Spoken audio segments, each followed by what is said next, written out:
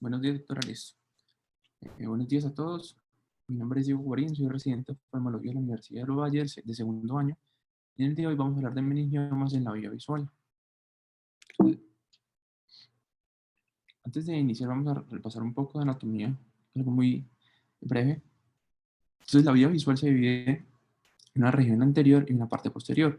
Esa parte anterior va a estar conformada con las células ganglionares, los axones, que van a terminar en lo que sería el ganglio geniculado lateral, y la parte posterior va a ese ganglio geniculado lateral a lo que sería la corteza visual. Entonces, ¿cómo se divide la vía visual? Pues ya dijimos parte anterior, que sería de aquí de lo que sería el ganglio geniculado lateral hacia los ojos, y el ganglio geniculado lateral hacia la corteza, pues sería la parte posterior. Esta parte anterior está formada, pues por la parte, aquí tendríamos la retina tiene sus axones, las células ganglionares en sus axones forman el nervio óptico que vemos acá, que tiene tres porciones, la primera que sería la cabeza del nervio óptico, la segunda que sería la intraorbitaria, la tercera, la intracanalicular, y después tendríamos la intraorbitaria, que es la que vemos acá. Después tenemos el quiasma óptico, después el tracto óptico, y de acá tendríamos las radiaciones ópticas, y eso sería cómo se conforma pues la vía visual. Entonces, cuando nosotros vemos que hay una superposición de imágenes. Entonces, cuando el ojo derecho y el ojo izquierdo hacen la superposición de imágenes, más o menos se superponen 120 grados para crear una sola imagen. Y tenemos que solo hay 30 grados libres de que nos va a dar cada ojo, como vemos acá, de 60 a 90 y de 60 a 90. Entonces, cuando estamos viendo, tenemos diferentes fibras que nos van a permitir ver diferentes partes del campo visual. Entonces, dependiendo si tenemos un ojo derecho o un ojo izquierdo. Entonces, siempre tenemos que dividir el ojo en lo que sería la hemirretina nasal y la hemirretina temporal, como vemos acá. Esta hemirretina nasal se va a encargar de ver del campo visual de esta parte de acá, siempre cruzada, o sea, del campo visual temporal, y la hemirretina temporal se va a encargar del hemicampo nasal, ¿sí? Algo muy importante es que una vez salen estas fibras, al llegar al quiasma, estas fibras se decusan o se cruzan, como vemos acá, y eso es lo que permite que en muchas ocasiones las lesiones que están en el quiasma y posteriores al quiasma me van a generar o me van a afectar ambos ojos. Entonces, ¿qué pasa acá? Las fibras que son temporales son ipsilaterales, no se cruzan, como vemos acá en estas líneas moradas, al igual aquí en estas líneas amarillas, pero si vemos la hemirretinas nasales, es decir, sufren un proceso de intercruzamiento a nivel del quiasma óptico. Y como vemos acá, entonces, ¿qué pasa? Cuando tenemos lesiones que son posteriores al quiasma, si vemos acá perdón, este nervio, pues que sería el derecho, este nervio derecho se va a encargar de la visión de la hemirretina temporal de acá, y de la hemirretina nasal de este ojo. Entonces quiere decir que se va a encargar de la visión izquierda, y este ojo se va a encargar de la visión derecha. Entonces es muy importante tenerlo presente para conocer o entender por qué se producen algunas alteraciones en el campo visual dependiendo del sitio en el cual se produzca la lesión. Acá tenemos el quiasma, entonces acá vamos a ver el quiasma. El quiasma es esa estructura que vemos acá, mide más o menos 12 por 8 por 4 milímetros, se encuentra dentro del polígono de Willis, y generalmente cuando se produce un proceso que me afecta esta estructura me va a generar una hemianopsia heterónima bitemporal que va a respetar el meridiano vertical. Una de las tantas patologías que lo puede ocasionar es un adenoma que se ocasiona en la pituitaria, pues acá, y este me genera un macroadenoma. Generalmente estos macroadenomas, para que sean sintomáticos o me produzcan esos defectos o estas alteraciones en la visión, tienen que crecer, como vemos acá, más de 1 milímetro, más de 10 milímetros, perdón, o sea, 1 centímetro, para que me produzcan una compresión. Adicional a eso también me genera escotomas postfijación. ¿Esto qué quiere decir? Nosotros tenemos nuestra parte de fijación en la hemirretina temporal. Pues como va a estar afectada, entonces el paciente, cuando intente ver una sola imagen, le va a costar mucho y va a tener muchas dificultades en tareas de visión cercana o en tareas que necesite movimientos finos, digamos como pasar el hilo pues por una aguja, no va a ser capaz y se le va a dificultar bastante. Adicional a esto, como se produce una compresión, esta compresión me produce un daño retrógrado de los axones y me van a generar una palidez o una atrofia óptica, que lo vamos a evidenciar tanto en el examen físico como en el examen físico cuando hacemos el fondo de ojo, como cuando evaluamos el defecto pupilar aferente relativo del paciente. Entonces este sería un ejemplo. Aquí tenemos un paciente que tiene una masa a nivel cerca, pues, al quiasma óptico, y lo que vamos a ver son estas alteraciones en el campo visual, estos defectos en mi retina temporales, como vemos acá.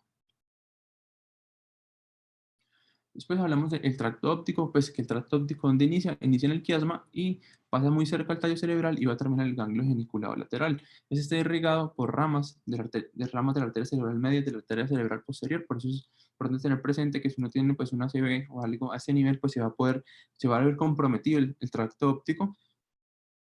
La característica que tienen los defectos que son de posteriores al quiasma es que esos defectos me generan defectos homónimos que son incongruentes y contralaterales. Entonces, primero, que es un defecto homónimo? Un defecto homónimo quiere decir que compromete el mismo campo visual, y un defecto heterónimo quiere decir que me compromete campos visuales opuestos. Si me vuelvo acá, eso quiere decir campos visuales opuestos, por eso se llama heterónimo, pero si fuera en este lugar y en este lugar, daría un defecto homónimo.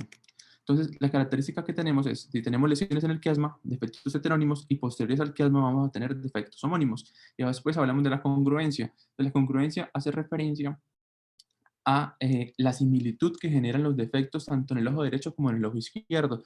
Y una de las características es que a medida que la lesión va siendo más posterior, o sea que se va acercando más a la corteza cerebral, va siendo más congruente, y entre más proximal es al quiasma, es más incongruente.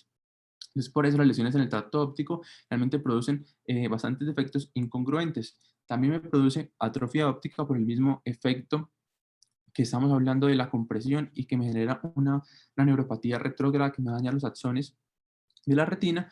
Y una de las características es que me produce también un defecto pupilar aferente, pero el defecto pupilar aferente que se produce en las lesiones del tracto óptico es diferente a los que se producen en el quiasma, porque ellos alcanzan a tener un proceso de decusación antes de llegar el ganglio geniculado lateral, entonces no se comprometen todas las fibras, y por eso el defecto pupilar no está marcado y solo se produce de 1 a 2 cruces aproximadamente.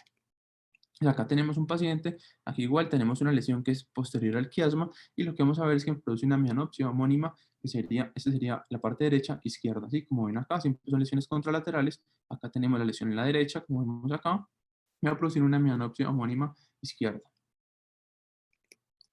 Entonces tenemos el ganglio geniculado lateral.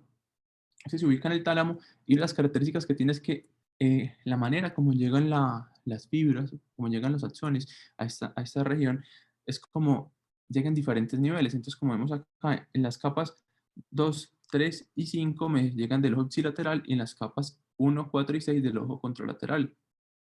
Entonces, tiene diferentes niveles, y a diferentes niveles pues, se va a ver cómo llegan los axones de la retina. Una de las características que tiene es que cuando llegan a este nivel, las fibras tienen una organización retinotópica, pero cuando llegan al tálamo, el geniculado lateral sufre una rotación de 90 grados, y eso permite pues, que gire la imagen. Entonces, ¿cómo van a ser los defectos que se presentan en el campo visual en estos pacientes? Generalmente relacionados con procesos isquémicos. Si se ve comprometida la mácula, me produce este defecto en cuña, como vemos acá, homónimo, ¿sí?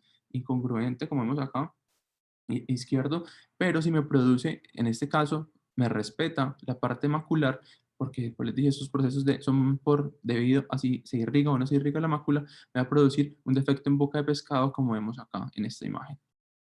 Que sería pues un defecto homónimo, ese ya sería más congruente porque es mucho más similar, pero sería derecho. En cuanto a las radiaciones ópticas, esas son las que se encargan de llevarme la información del ganglio geniculado lateral al área visual primaria, en el área 17 o el área de Brodmann.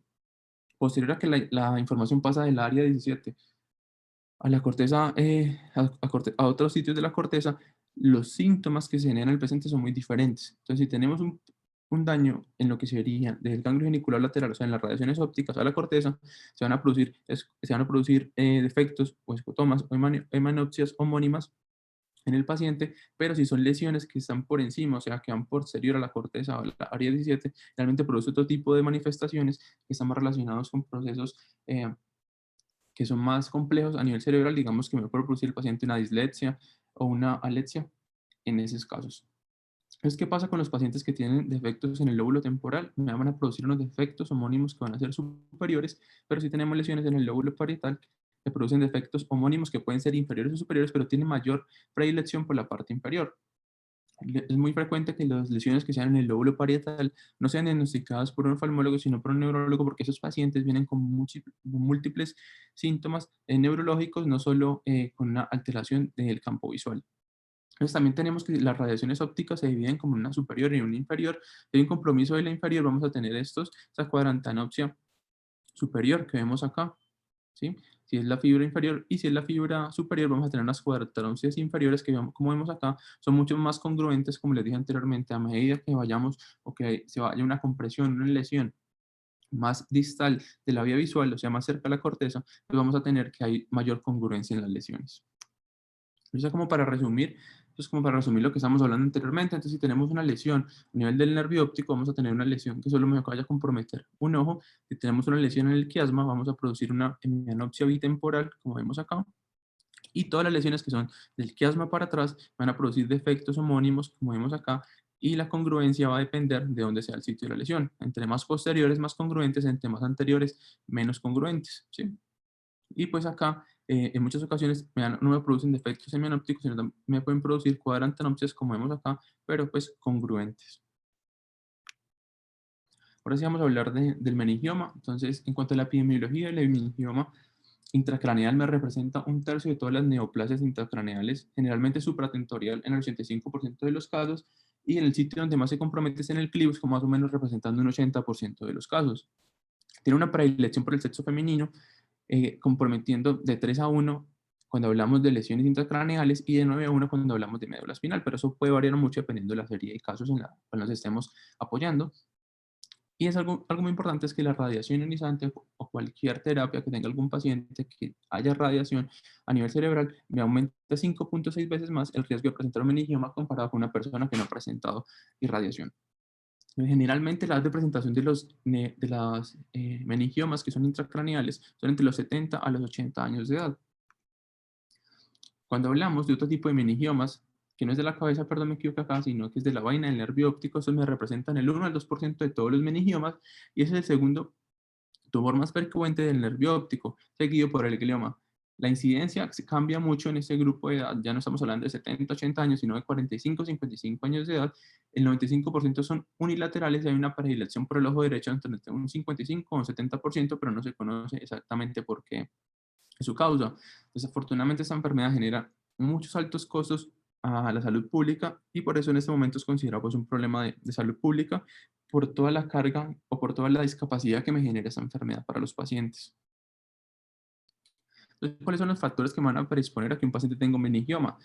Como les dije, el primero, pues uno de los más importantes es una exposición a radiación ionizante, porque me aumenta el riesgo 5.6 veces que tenga neurofibromatosis tipo 2, ya que se ha encontrado que estos pacientes que tienen una alteración en esa proteína que se forma por este gen, tienen una alteración en la regulación del ciclo celular, como vamos a ver un poco más adelante, y eso permite que hasta el 60% de los pacientes tengan o desarrollen meningiomas, también que tengan schwannomas, que tengan MEN1 o que tengan terapia hormonal, que se ha encontrado que esos tumores tienen varios receptores estrógenos, para estrógenos y progesterona. Entonces se cree que, pues, que tiene un componente hormonal también importante, y eso se ha evidenciado en mujeres embarazadas, en el que el curso de la enfermedad es un poco, cuando se embarazan, presentan un pico, una aceleración del crecimiento de esta masa. Pero pues todavía faltan varios estudios para dilucidar bien esta teoría, porque no han encontrado como un target para utilizarlo en el tratamiento de los pacientes. Entonces, en cuanto a la genética, esta enfermedad tiene muchos genes los cuales pueden estar comprometidos y que vayan pues, a desarrollar la enfermedad, pero el más importante es el gen de la mutación del neurofibromatosis tipo 2, que está localizado en el cromosoma 22. Lo que vemos acá es que la mayoría son mutaciones esporádicas que se presentan hasta en el 50-60% de los pacientes que tienen neurofibromatosis tipo 2, pero generalmente cuando hablamos de masas intracraneales, pues serían de grado 1. De grado 2 y grado 3 no cambia un poco y no es tan alto este porcentaje. También tenemos esta mutación en el KLF4 que se representa, pues, presenta el 9% de los meningiomas, en el TRAF7 que representa el 97% de los meningiomas que producen secreción, y en el TER, que está localizado en con el cromosoma 5, se presenta en el 10% de las lesiones que son grado 1 y en el 95% de los meningiomas que son tipo 3, que más adelante vamos a explicar esta parte. Entonces, en cuanto a la fisiopatología de la enfermedad, todavía no está totalmente entendida. Se han tratado de proponer varios modelos para explicar por qué ocurre una alteración o se presenta este tumor. Entonces, lo que ocurre es que las células, el tumor va a producirse en lo que sería la aracnoides o las células del aracnoides. De las células del aracnoides va a haber una mutación y esa mutación va a alterar el ciclo, pues, el ciclo celular de estos pacientes. Y lo que va a llevar pues, a que se produzca pues, una gran cantidad de células, lo que va a hacer a desencadenar pues, que se genere el tumor. Entonces, lo que se ha propuesto es que tenemos que este gen NF2, ¿sí? Que estábamos hablando anteriormente, que es alterado en casi más de la mitad de los pacientes, está muy relacionado con los procesos de proliferación y de crecimiento celular y se va a ver alterado toda esta cascada que vemos acá de múltiples moléculas que son necesarias para que se dé este proceso del ciclo celular. Entonces, cuando se altera, permite que esta proliferación celular se dé de manera pues, descontrolada. Pero no solo se ha visto alterado no solo se ha visto alterado el gen de neurofibromatosis tipo 2, sino que también tenemos otras alteraciones a nivel de este nivel, a nivel pues, de otra serie de cascadas de información, como vemos acá el gen RB, que es el de retinoblastoma, también se ve comprometido y este permite o este controla el paso del ciclo celular y esto se ha encontrado que también está alterado. Entonces el paciente generalmente está en el ciclo celular está activo y produciendo células. Estas células no se pueden detener, lo que aumenta pues, el tamaño del tumor, el crecimiento celular, y también hay una alteración en cuanto a la apoptosis relacionada con la P53 en estos pacientes, que pues, es muy importante para el control del crecimiento celular. Entonces, esos son los principales targets que se han encontrado, pero como les dije anteriormente, todavía no está muy claro cuál es la fisiopatología exacta de esta patología, y por eso ha sido tan difícil pues, encontrar como un medicamento que ayude a controlar el crecimiento de estos tumores. Entonces tenemos una clasificación que propuso la Organización Mundial de la Salud para los meningiomas que son intracraneales de grado 1, grado 2 o grado 3, dependiendo pues, de sus características clínicas. Entonces el grado 1 generalmente es benigno y representa el 85 al 95% de los melanomas, tienen mayor predilección por el sexo femenino, como vemos acá, y las tasas de recurrencia son muy bajas, solo del 7 al 25%, con unas tasas de sobrevida muy buenas del 80 al 90% a 10 años. Cuando vemos un grado 2, tenemos una prevalencia del 4 al 7%, hay mayor prevalencia por el sexo femenino, pero no tanto como en el anterior. Aquí ya la masa empieza a tener un componente atípico, este meningioma, ¿sí? Y lo que se observa pues, es que hay mayor tasa de recurrencia, hasta casi el 50% de los casos, y la sobrevida de estos pacientes, perdón, es más o menos del 50 al 80%, y el grado 3, que sería el de peor pronóstico, aquí sí cambia, la relación es peor en los hombres, pues es más prevalente en los hombres que en las mujeres, pero eso es mucho menos común, del 1 al 3%, tiene una característica que es anaplásica, este generalmente produce infiltrados al parénquima cerebral, las tasas de recurrencia son muy altas, hay series de casos hasta el 100%, y la tasa de sobrevida de este paciente solo es del 15 al 30%. En este momento está tratando de proponer otra clasificación que está relacionada con la metilación o con procesos de epigenética, la cual se ha encontrado que puede ser mucho más útil para el pronóstico del paciente, para establecer un pronóstico adecuado del paciente, porque en la anterior clasificación hay muchos casos en los que se categoriza al paciente en grado 1 o grado 2, pero generalmente a veces tienen un pronóstico muy malo y pues al principio no podían saber la razón. Lo que encontraron es que hay procesos de metilación en los cuales los pacientes pueden tener peor o mejor pronóstico. No les voy a nombrar pues de esto mucho, pues para que lo conozcan, que hay procesos de metilación y dependiendo de lo que encuentren en el DNA del paciente, van a haber una mayor probabilidad de que el paciente tenga un peor pronóstico o un mejor pronóstico. Entonces, ¿cuáles serán los síntomas que va a presentar el paciente? Lo usual es que el paciente diga pues, que tiene una pérdida progresiva y lenta de la agudeza visual, va a presentar un defecto del campo visual que va a depender mucho de la localización de la lesión, como les dije anteriormente, si es en el nervio óptico, si es en el quiasma o si es en la región pues, posterior al quiasma. Algunos pacientes pueden ser asintomáticos, en muchas ocasiones se detecta que tiene una lesión por un incidentaloma, o sea, le hacen una resonancia al paciente, le hacen una tomografía al paciente y cuando miran esa imagen encuentran que tienen una masa y pues ahí descubren pues este tumor. Algunos pacientes presentan ceguera o amaurosis de ese ojo comprometido, otros tienen cefalea, dolor arbitrario, pero como les dije, eso depende mucho de la localización de donde se encuentra el tumor. Entonces, si tenemos un tumor o un meningioma que sea de la vaina del nervio óptico, tenemos una tarea diagnóstica que se encuentra hasta en el 30% de los pacientes. Entonces vamos a tener una atrofia óptica, como vemos acá, una pérdida de la visión de este paciente y vamos a tener estos chunks que vemos acá a nivel del nervio óptico que nos permitirían hacer un diagnóstico, pues una sospecha diagnóstica de un meningioma de la vaina del nervio óptico, pues sería lo clásico, pero no siempre está presente, como les dije, solo en el 30% de los pacientes. Otra de las alteraciones que vamos a tener es el efecto pupilar aferente relativo, que acá es el efecto pupilar aferente relativo hace referencia a que el paciente no tiene un reflejo fotomotor y consensual adecuado, que no permite pues, ver una adecuada, no se permite hacer un adecuado examen de las pupilas. Acá tenemos que pueden presentar proptosis, también dependiendo de la localización, principalmente si son intraorbitarios estos tumores, alteraciones o discromatopsias, alteraciones en el color, y muchos otros pacientes pueden presentar signos que me comprometen la cabeza del nervio óptico o la papila. Vemos acá pueden tener hemorragias, pueden tener edema del disco, borramiento de los bordes, como se ve en esta imagen de acá. Si tenemos tumores en la base del cráneo, que representan más o menos el 8% de los pacientes, generalmente estos pacientes tienen una pérdida progresiva de la visión, se asocia con papiledema, y en muchos casos, dependiendo del tamaño de la masa, puede haber un compromiso de los músculos extraoculares, no por una neuropatía, sino por efecto compresivo que va a permitir que no haya una oclusión adecuada de los movimientos de los ojos.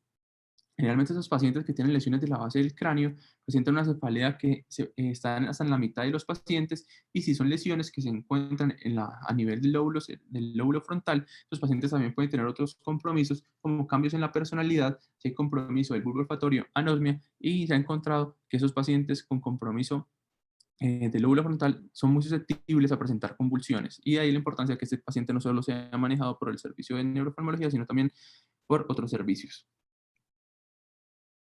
Entonces, aquí tenemos otras localizaciones del tumor, y cada localización me va a dar pues un espectro clínico diferente. Entonces, vamos a hablar de las que son como más típicas. Entonces, a nivel clinoideo, o sea, cerca al clivus, podemos presentar que este paciente se presenta hasta el 80% de las masas que son, que se presentan, como les dije anteriormente, intracraneales, y tienen un muy buen pronóstico. A esos pacientes les va muy bien. Si las lesiones están en la cresta esfenoidal, les va bastante mal. El 20% tienen alta mortalidad, morbilidad y recaídas. Son pacientes que necesitan pues varios tratamientos, necesita pues recurrir a varios tipos de cirugías en muchas ocasiones para tratar al paciente.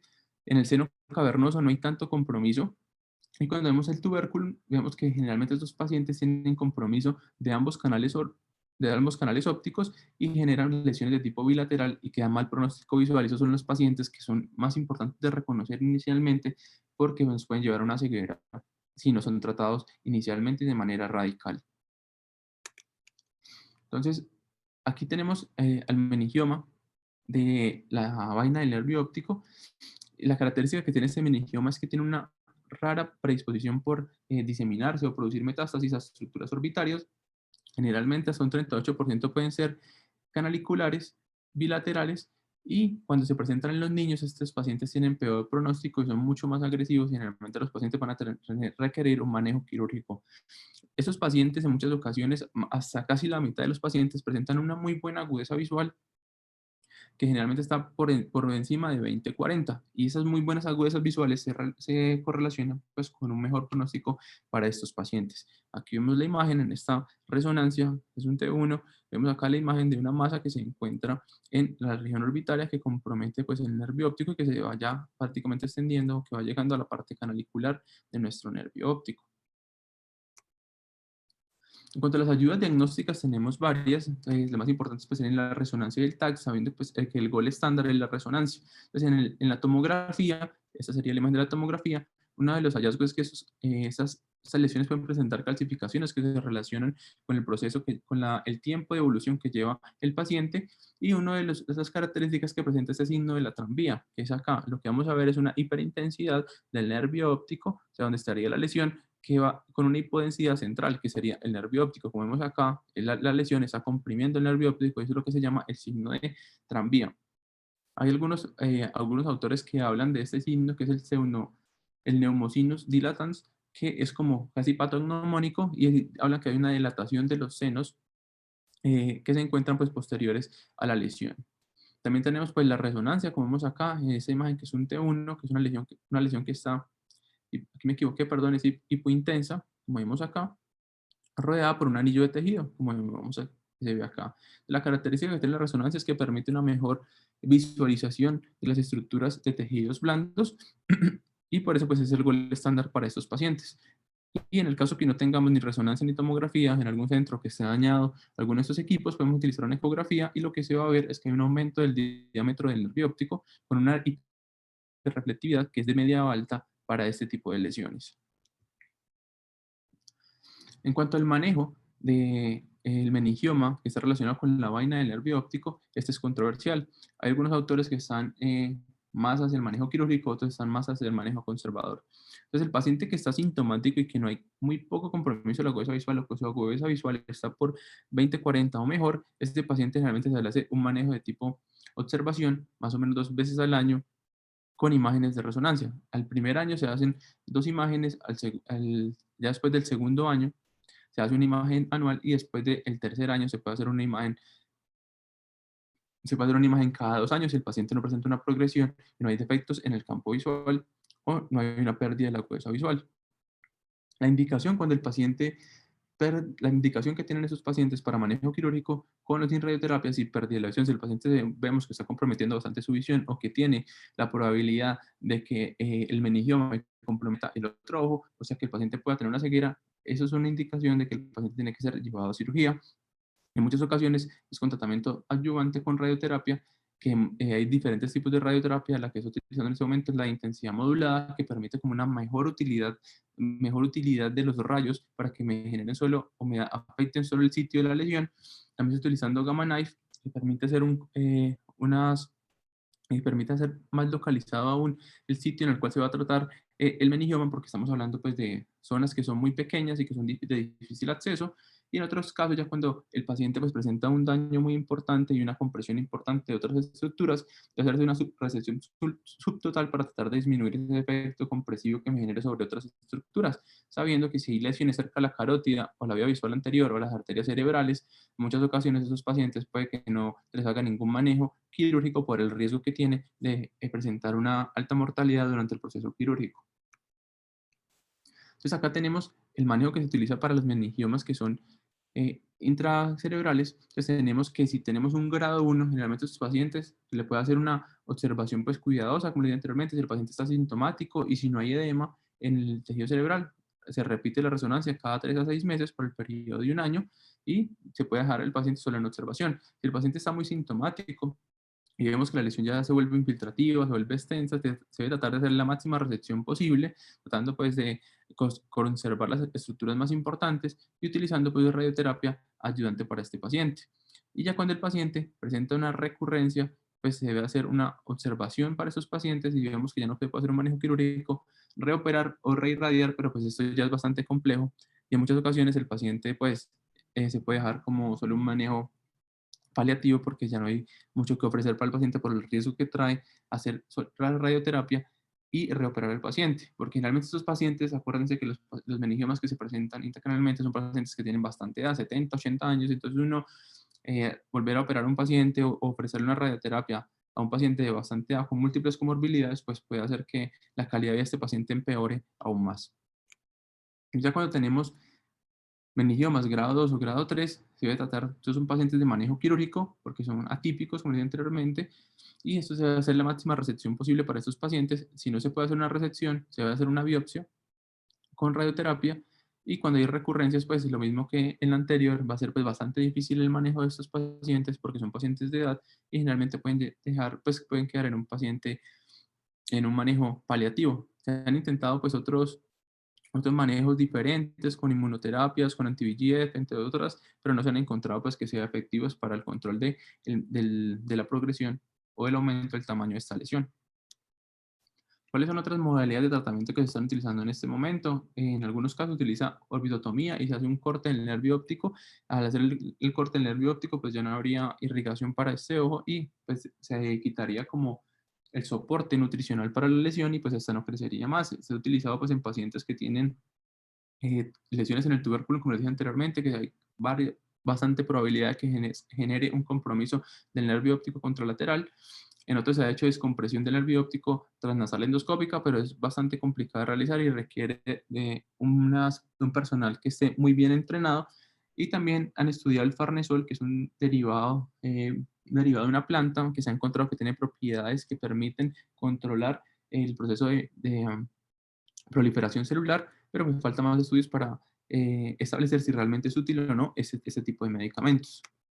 Entonces, en cuanto al pronóstico de estas lesiones, Cuando hablamos de lesiones que son relacionadas con la vaina del nervio óptico, tienen un excelente pronóstico de vida, generalmente les va muy bien, como vieron anteriormente, pero esos pacientes, el problema es que tienen un mal pronóstico visual, entonces tienen una alta morbilidad estos pacientes.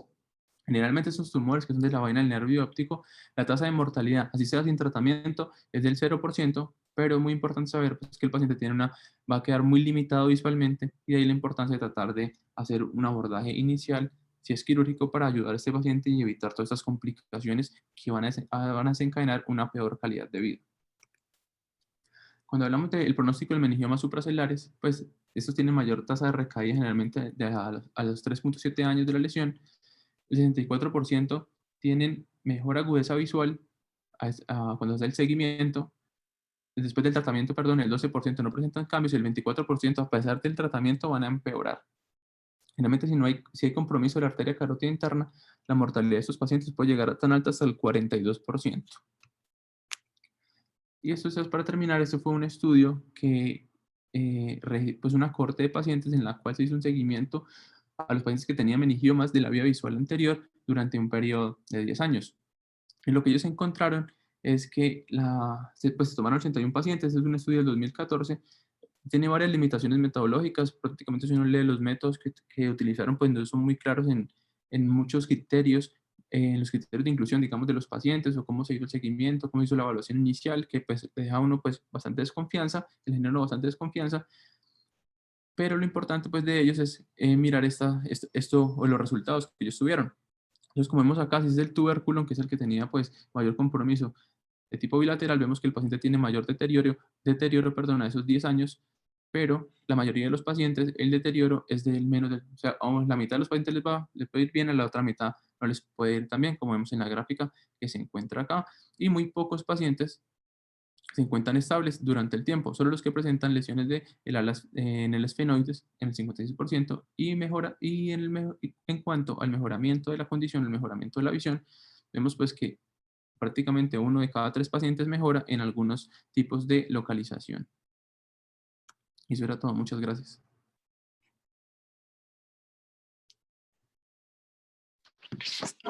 Diego, gracias a ti. Muy buena revisión. Como pudieron ver, pues los meningiomas son de los tumores más frecuentes intracraneanos.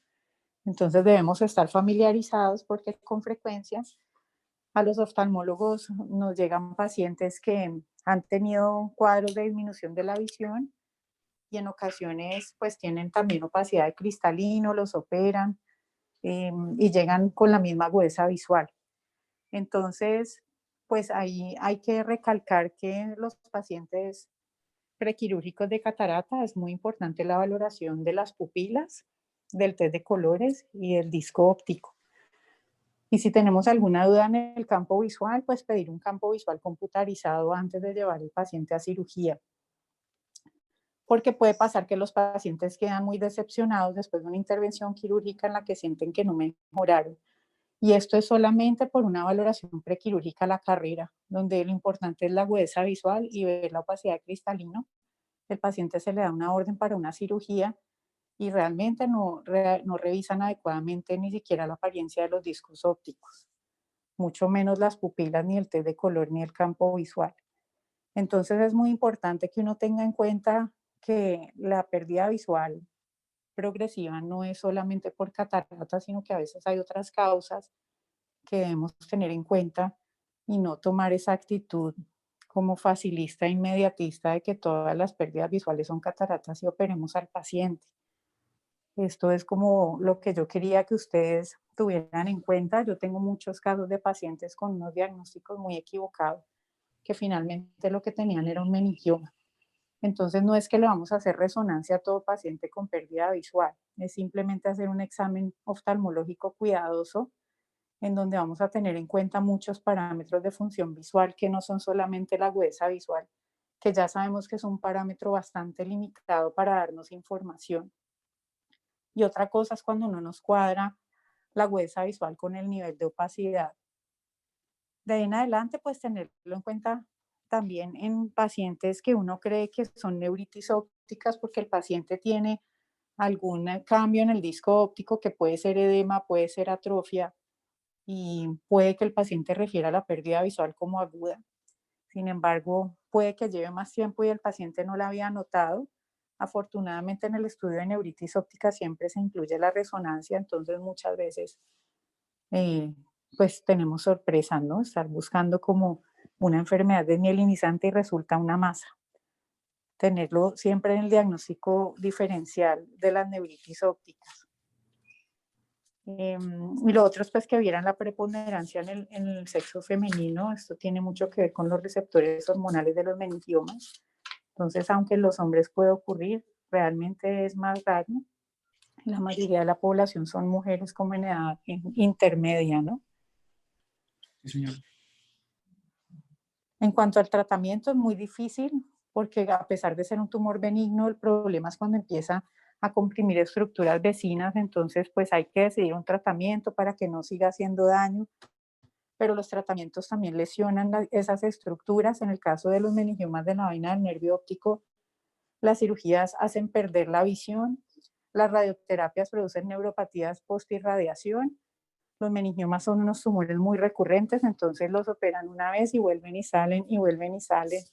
Y en cada cirugía pues hay lesiones, por ejemplo las de la región celular casi siempre dejan parálisis oculomotoras.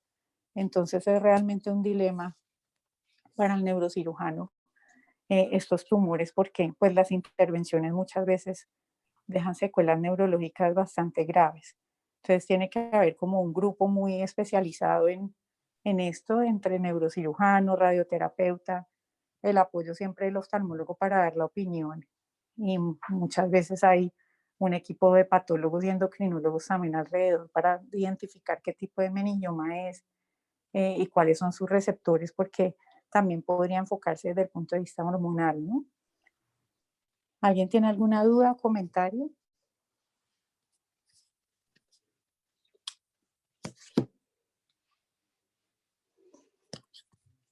Diego, muchas gracias. Un buen día para todos. Igualmente, hasta luego.